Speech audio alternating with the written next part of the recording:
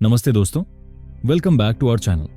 आज हम सच्ची घटना पर आधारित 2022 की डम मनी नाम की एक ड्रामा से भरपूर मूवी को एक्सप्लेन करेंगे, जो शॉर्ट सेलिंग की कॉन्सेप्ट को दिखाती है।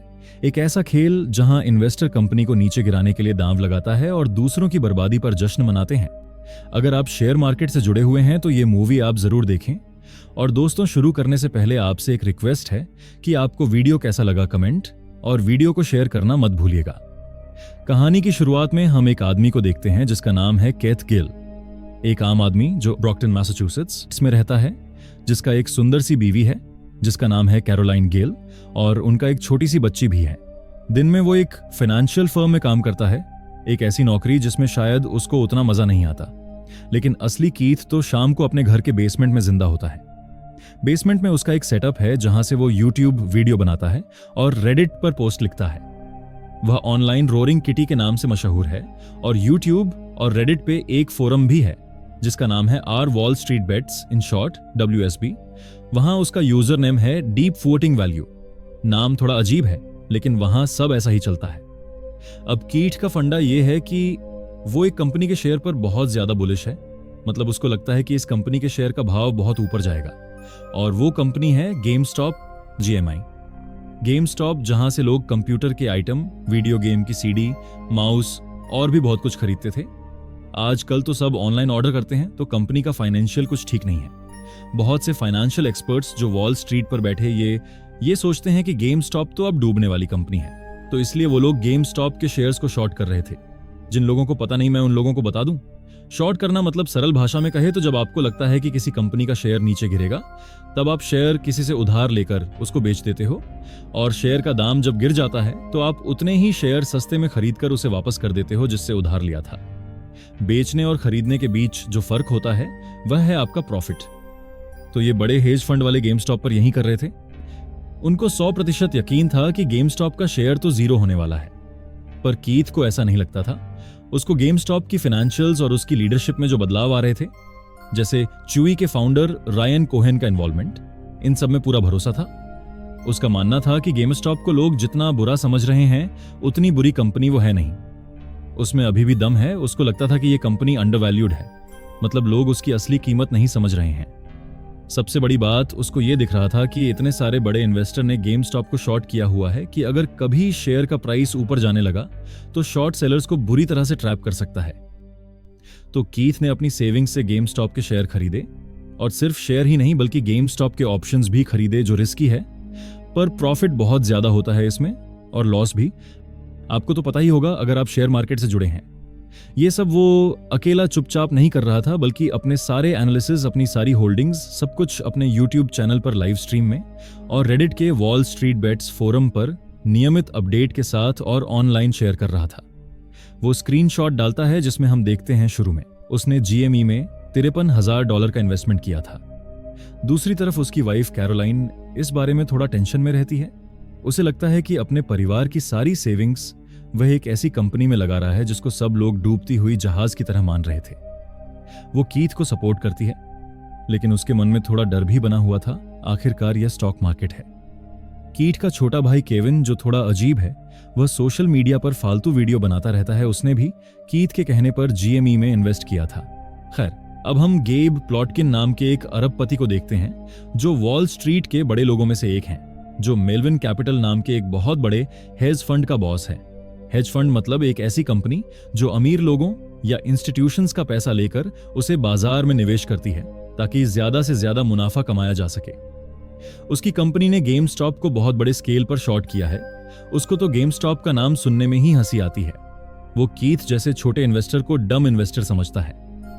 हमें दिखाया जाता है केन ग्रिफिन नाम की एक आदमी को, जो सिटाडेल नाम की कंपनी का मालिक है। सिटाडेल एक बहुत ही बड़ी फाइनेंशियल कंपनी है जो हेज फंड भी चलाती है और मार्केट मेकिंग भी करती है। केन गेब से और भी ज्यादा अमीर और पावरफुल है। और आखिर में स्टीव कोहेन, जो Point72 एसेट मैनेजमेंट के प्रमुख हैं, और ये भी मार्केट के एक बहुत बड़े खिलाड़ी हैं। तीनों बिजनेस के साथ आपस में अच्छी दोस्ती भी रखते हैं। मेलविन कैपिटल में सिटाडेल और Point72 का पैसा भी इन्वेस्टेड है। ये सब लोग महामारी कोविड-19 के समय पर भी मस्त पैसा बना रहे हैं, जबकि बाहर दुनिया में लोग परेशान हैं, नौकरी खो रहे हैं, लेकिन इनकी दौलत बढ़ती जा रही है। इनको लगता है कि बाजार इनके हिसाब से चलता है। जहां एक तरफ गेब जैसे बिलियनियर को देखते हैं, वहीं दूसरी तरफ मूवी में हमें कुछ हमारे जैसे छोटे रिटेल इन्वेस्टर्स को दिखाते हैं, जिनमें हम सबसे पहले देखते हैं जेनिफर नाम की एक नर्स को, जो सिंगल माँ भी है। वो कोविड के समय फ्रंट लाइन पर काम कर रही है, बहुत तनावग्रस्त है और उसके ऊपर काफी लोन भी है। उसको बस थोड़ा एक्स्ट्रा पैसा चाहिए ताकि वह अपना सारा लोन चुका सके और अपनी जिंदगी आसान बना सके। वो कीथ के वीडियो देखती है और उसको लगता है कि शायद ये एक मौका है पैसे कमाने और अपने लोन को चुकाने का। दूसरी तरफ हम देखते हैं मार्कोस नाम का एक लड़का, जो गेम स्टॉप की ही एक दुकान में काम करता है। वह अपनी नौकरी से खुश नहीं है क्योंकि उसकी तनख्वाह काफी कम है और उसका बॉस भी उसको काफी परेशान करता है। वो देखता है कि उसकी कंपनी के शेयर के साथ कुछ अजीब हो रहा है और वो भी कीथ के वॉल स्ट्रीट बेट्स फोरम पर एक्टिव हो जाता है। उसके लिए ये सिर्फ पैसा कमाने का नहीं, बल्कि सिस्टम के खिलाफ प्रोटेस्ट करने का भी एक तरीका है, जिसके कारण उसके जैसे लोग पीछे रह जाते हैं। वहीं हार्मनी और रीरी, दो कॉलेज स्टूडेंट्स जो बेस्ट फ्रेंड्स हैं या फिर शायद कपल्स, उनके ऊपर स्टूडेंट लोन का बोझ है। वो भी ऑनलाइन ये गेम स्टॉप का हंगामा देखते हैं और सोचते हैं कि इसमें इन्वेस्टिंग करके शायद वो अपना भविष्य सुधार सकते हैं। वो रॉबिनहुड जैसी ऐप का इस्तेमाल करते हैं ट्रेडिंग के लिए। रॉबिनहुड एक बहुत ही famous trading and investing app है, जो वहां बहुत ही फेमस है, ठीक हमारे ज़ीरोधा की तरह। उसका को-फाउंडर्स एंड सीईओ है बैजू भट्ट और व्लाड तेनेव। रॉबिनहुड ऐप का इंटरफेस बहुत ही यूजर फ्रेंडली और इजी टू यूज है, जिसके कारण रॉबिनहुड को ज्यादातर लोग यूज करना पसंद करते हैं। एक इंटरव्यू के दौरान व्लाड तेनेव कहता है कि हम अपने कस्टमर से ब्रोकरेज चार्ज नहीं करते, हम केवल कस्टमर के बाइंग और सेलिंग ऑर्डर पर एक छोटा सा फी चार्ज करते हैं। हमारा सिर्फ यही मकसद है कि ज्यादा से ज्यादा ट्रेडर हमारी एप्लीकेशन से जुड़े। इंटरव्यू के दौरान उनसे पूछा जाता है कि क्या उनके साथ कोई बड़ी फंड हाउस या कंपनी जुड़ी है, तो गलती से बैजू भट्ट के मुंह से केन ग्रिफिन की कंपनी सिटाडेल का नाम निकल जाता है, लेकिन तभी व्लाड तेनेव उसकी बात को काटते हुए इस बात से मना कर देता है। खैर, ये सब लोग अलग अलग शहरों में अलग अलग जिंदगियां जी रहे हैं, लेकिन उनको एक चीज जोड़ती है: internet, Wall Street Bets forum और कीथ की एनालिसिस पर भरोसा। वो लोग देखते हैं कि कीथ ना सिर्फ जीएमई पे बुलिश है, बल्कि वो अपना पूरा पैसा अपनी स्किन इन द गेम लगा रहा है। वो रोज अपडेट करता है, चाहे मार्केट ऊपर जाए या नीचे। इससे लोगों का उसके ऊपर भरोसा बढ़ता है। WSB फोरम एक अजीब सी जगह है। यहाँ लोग फाइनेंस की बातें करते हैं, लेकिन एकदम अलग अंदाज में। यहाँ बहुत सारे मीम्स, इनसाइड जोक्स चलते हैं और लैंग्वेज भी काफी रफ होती है, लेकिन ये मस्ती मजाक के पीछे एक सीरियस अंडरकरंट भी है। बहुत सारे लोग यहाँ पे 2008 के फाइनेंशियल क्राइसिस से गुस्सा हैं, जब बड़े बैंकों ने गड़बड़ की थी, लेकिन उनको बेल आउट मिल गया था और आम आदमी को इसका खामियाजा भुगतना पड़ा था। उनको लगता है कि सिस्टम रिग्ड है, मतलब ये अमीर लोगों के फेवर में बना हुआ है। गेम स्टॉप उनके लिए एक मौका है सिस्टम से बदला लेने का, उन हेज फंड्स को सबक सिखाने का, जिन्होंने गेम स्टॉप को शॉर्ट करके उनको तबाह करने की कोशिश कर रहा है। अब कुछ महीने बाद होता है असली हंगामा। कीथ की रेगुलर पोस्ट्स, वीडियोस और WSB कम्युनिटी का बढ़ता हुआ जोश काम करने लगता है। धीरे धीरे गेम स्टॉप का शेयर प्राइस बढ़ना शुरू हो जाता है। पहले तो धीरे धीरे और फिर देखते ही देखते तेजी से बढ़ने लगता है। जो शेयर कुछ डॉलर का था, अब वो $50, $60, $70, $100 तक पहुंच जाता है। केथ का $53,000 का इन्वेस्टमेंट देखते ही देखते लाखों डॉलर का बन जाता है और फिर $1 मिलियन का। वो अभी भी रोज अपने अकाउंट का स्क्रीनशॉट पोस्ट करता है। लोग उसको देख पागल हो जाते हैं। वो अब WSB पर हीरो बन गया है। लोग उसकी हर बात को फॉलो करने लगते हैं। अब जेनिफर, मार्कोस, हार्मोनी और रीरी जैसे लोग भी पैसा बनाने लगते हैं। उनके छोटे छोटे इन्वेस्टमेंट्स की वैल्यू बढ़ने लगती है। जेनिफर को लगता है कि अब वो अपना कर्जा चुका पाएगी। मार्कोस को उम्मीद दिखती है कि वह अपनी बेकार सी नौकरी छोड़ पाएगा। हार्मनी और रीरी अपने स्टूडेंट लोन को बाय बाय कहने के सपने देखती हैं। सबके बीच खुशी का माहौल है। दूसरी तरफ गेब देखता है कि GME का शेयर नीचे जाने के बजाय ऊपर जा रहा है। शुरू में वो इसको रिटेल ट्रेडर्स का टेम्पररी जोश समझता है, जो थोड़े दिन में ठंडा पड़ जाएगा और शेयर वापस नीचे आएगा। वो और शॉर्ट पोजीशन ऐड करता है, लेकिन शेयर नीचे आने का नाम ही नहीं लेता। वो और तेजी से ऊपर जाता है। $200, $300, एक पॉइंट पर तो $400 से भी ऊपर। अब गेब की हालत खराब होने लगती है। उसकी कंपनी को हर दिन अरबों डॉलर का नुकसान हो रहा है। शेयर इतनी तेजी से ऊपर जा रहा था, मतलब शेयर शॉर्ट स्क्वीज हो रहा था, या फिर कहा जाए तो शेयर में शॉर्ट कवरिंग हो रहा था। शॉर्ट स्क्वीज या शॉर्ट कवरिंग को सरल भाषा में कहे तो जिन लोगों ने शेयर शॉर्ट किया था, जब शेयर का दाम इतनी तेजी से बढ़ने लगता है तो उनका नुकसान भी बहुत तेजी से बढ़ता है। तो वह लोग अपने पोजीशन से एग्जिट लेना शुरू करते हैं ताकि अपना नुकसान लिमिट कर सकें। लेकिन जब इतने सारे शॉर्ट सेलर्स एक साथ अपने पोजीशन से एग्जिट लेते हैं तो मार्केट में बाइंग प्रेशर और बढ़ जाता है। ये एक साइकिल बन जाता है और जिससे शेयर का प्राइस और भी तेजी से ऊपर चला जाता है। तो इसे ही शॉर्ट स्क्वीज या शॉर्ट कवरिंग कहते हैं। अब हेज फंड जिसमें फंस गए थे, WSB वाले लोग इसी का फायदा उठा रहे थे। वो लोग शेयर खरीद रहे थे और होल्ड कर रहे थे, जिससे शॉर्ट सेलर्स को शेयर बहुत महंगे मिल रहे थे। गेब के ऑफिस में पैनिक का माहौल है। वो फोन पर चिल्ला रहा है, उसके कर्मचारी परेशान हैं, सबकी रातों की नींद उड़ गई है, उसको समझ नहीं आ रहा कि ये हो क्या रहा है। एक मामूली सा वीडियो गेम रिटेलर का शेयर उसके $multi-billion की कंपनी को बर्बाद कर रहा है। अब ये बात जब गेब की वाइफ यारा प्लॉटकिन को पता चलती है, वह गेब को अपने दोस्तों से मदद मांगने के लिए कहती है। तो गेब अपने दोस्त केन और स्टीव से अपनी कंपनी को बचाने के लिए मदद मांगता है। तब दोनों मिलकर मेलविन कैपिटल में $2.5 अरब का निवेश करते हैं। मूल रूप से उसको बेल आउट करते हैं ताकि वो पूरी तरह से डूब न जाए। दूसरी तरफ रॉबिनहुड ऐप के फाउंडर व्लाड टेनेव को NSCC से कॉल आता है। वह उन्हें कहता है कि गेम स्टॉप शेयर की बढ़ती हुई ट्रेडिंग वॉल्यूम के कारण उन्हें एज अ डिपॉजिट $3 अरब जमा करने होंगे, नहीं तो वह लोग रॉबिनहुड ऐप को बंद कर देंगे। तब व्लाड टेनेव उनसे कहता है कि मैं सिटाडेल के फाउंडर केन ग्रिफिन से एक बार बात करके देखता हूं। और यहां हमें पता चलता है कि केन ग्रिफिन ने भी रॉबिनहुड पर इन्वेस्ट किया है। अब रॉबिनहुड ऐप गेम स्टॉप के शेयर की बाइंग बटन को डिसेबल कर देता है। रिटेल ट्रेडर अब और गेम स्टॉप के शेयर नहीं खरीद पा रहे थे।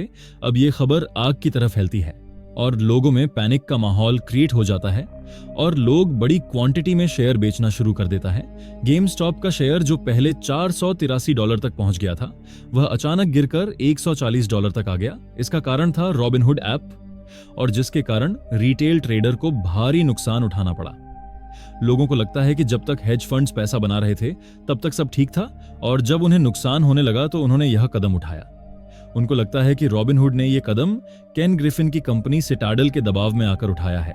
अब रॉबिनहुड का CEO व्लाड टेनेव लोगों को यह स्टेटमेंट देता है कि उन्हें बाइंग इसलिए रोकनी पड़ी क्योंकि उनके क्लियरिंग हाउस उनसे बहुत ज्यादा कोलैटरल मांग रहे थे, जो उस समय उनके पास नहीं था, और इसलिए उन्हें बाइंग बंद करना पड़ा। लेकिन आम इन्वेस्टर्स को इस स्टेटमेंट पे यकीन नहीं आता। उनको लगता है कि उनके साथ धोखा हुआ है। फ्री मार्केट का नारा देने वाले लोग अब मार्केट को कंट्रोल कर रहे हैं। सोशल मीडिया पर रॉबिनहुड के खिलाफ गुस्सा फूट पड़ता है और #बॉयकॉट रॉबिनहुड ट्रेंड करने लगता है। दूसरी तरफ इस पूरे हंगामा में कीथ शांत रहता है। जब GME के शेयर गिर रहा था, उसने अपने शेयर नहीं बेचे, बल्कि उसने एक और अपडेट पोस्ट किया जिसमें वह दिखाया कि उसने GME के और शेयर खरीदे हैं जब प्राइस गिरा था। उसके लिए यह सिर्फ पैसा कमाने की बात नहीं थी, उसको गेम स्टॉप की फंडामेंटल्स पर अभी भी भरोसा था। उसका यह एक्शन WSB कम्युनिटी में उसको और भी बड़ा हीरो बना देता है। लोगों को लगता है कि यह बंदा असली है जो अपने प्रिंसिपल्स पर टिका हुआ है। लेकिन अब कीथ भी मुश्किल में फंस जाता है। यह पूरा मामला इतना बड़ा हो जाता है कि अमेरिकी कांग्रेस इसकी सुनवाई करती है। एक कमेटी बैठती है जो पूरी गेम स्टॉप मामले को समझने की कोशिश करती है। सुनवाई में कीथ के साथ साथ इससे जुड़े सभी इन्वेस्टर्स और रॉबिनहुड के CEO व्लाड टेनेव को बुलाया जाता है। यह सुनवाई टीवी पर लाइव टेलीकास्ट होता है। कीथ इस सुनवाई में भाग लेता है अपने उसी बेसमेंट से जहां से वह वीडियोस बनाया करता है। वो बहुत शांति से, इत्मीनान से कमेटी के सवालों का जवाब देता है।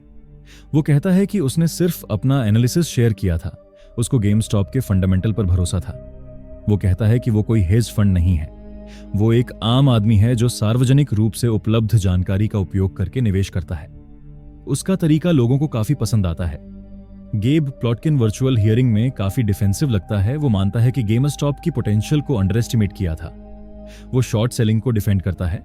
केन ग्रिफिन भी वर्चुअल हियरिंग में आता है। वो किसी भी तरह की कल्यूजन से इनकार करता है। वो कहता है कि सिटाडेल ने रॉबिनहुड पे कोई दबाव नहीं डाला था बाइंग रोकने के लिए। वो रॉबिनहुड के PFOF मॉडल को भी डिफेंड करता है। व्लाड टेनेव फिर से वही एक्सप्लेनेशन देता है कि रिस्क मैनेजमेंट और क्लियरिंग हाउस की कैपिटल रिक्वायरमेंट्स की वजह से बाइंग रोकी गई थी। उससे काफी सवाल पूछे जाते हैं। अब कुछ दिन बाद हम देखते हैं कि केथ ने GME में निवेश करके काफी पैसा बनाया, लाखों डॉलर, लेकिन उसने अपनी जीवन शैली में कोई बड़ा बदलाव नहीं किया। वो अभी भी उसी घर में रहता है और शायद अब YouTube वीडियो नहीं बनाता, वो थोड़ा ब्रेक लेता है। उसके खिलाफ जो जांच चल रही थी, उनका क्या हुआ? ये फिल्म में स्पष्ट रूप से नहीं दिखाई, लेकिन वो बड़ी मुसीबत से बच गया। गेब प्लॉटकिन को इतना भारी नुकसान हुआ कि मेल्विन कैपिटल कुछ समय बाद बंद हो गया। गेब को व्यक्तिगत रूप से बहुत नुकसान हुआ। केन ग्रिफिन और स्टीव कोहेन, उनके फंड्स ने मेल्विन को बेल आउट किया था, लेकिन उन्हें जीएमई से बहुत पैसा भी कमाया क्योंकि बाजार में अस्थिरता बहुत थी। उनका पावर और प्रभाव वैसा ही बना रहा। रॉबिनहुड ऐप को बहुत नेगेटिव पब्लिसिटी मिला, मुकदमों का सामना करना पड़ा और उनकी प्रतिष्ठा को धक्का लगा, लेकिन कंपनी चलती रही। व्लाड टेनेव सीईओ बने रहे। जेनिफर ने जीएमई से कुछ पैसे कमाए, जिससे वह अपना थोड़ा बहुत लोन कम किया, लेकिन वह अमीर नहीं बन गई। वो अभी भी अपनी जिंदगी में संघर्ष कर रही है, लेकिन थोड़ी बेहतर स्थिति में है। मार्कोस भी जीएमई से पैसा बनाया और आखिरकार अपने गेम स्टॉप की नौकरी छोड़ दी। वो खुश है कि वो उस जगह से निकल गया। हार्मनी और रीरी दोनों ने भी थोड़ा पैसा कमाया, लेकिन उनका स्टूडेंट लोन पूरी तरह खत्म नहीं हुआ। वो अभी भी भविष्य के लिए आशान्वित हैं। 16 अप्रैल 2021 को केथ ने शाम 4:53 पर अपनी आखिरी बैलेंस शीट पोस्ट की थी। उस वक्त उसकी नेटवर्थ $34 मिलियन थी। उसके बाद से कीथ ने पब्लिक लाइफ से दूरी बना ली है, लेकिन उसकी शुरुआत की गई ये मूवमेंट अब भी जिंदा है। अब वॉल स्ट्रीट इंटरनेट को खंगालती रहती है ताकि किसी भी शॉर्ट स्क्वीज की जानकारी पहले ही मिल सके, और यहीं पर यह मूवी समाप्त होती है। जुड़े रहने के लिए धन्यवाद। अगर आपको वीडियो अच्छी लगी हो तो लाइक, शेयर और नए हैं तो सब्सक्राइब करना ना भूलें। मिलते हैं अगली बार और एक रोमांचक कहानी के साथ।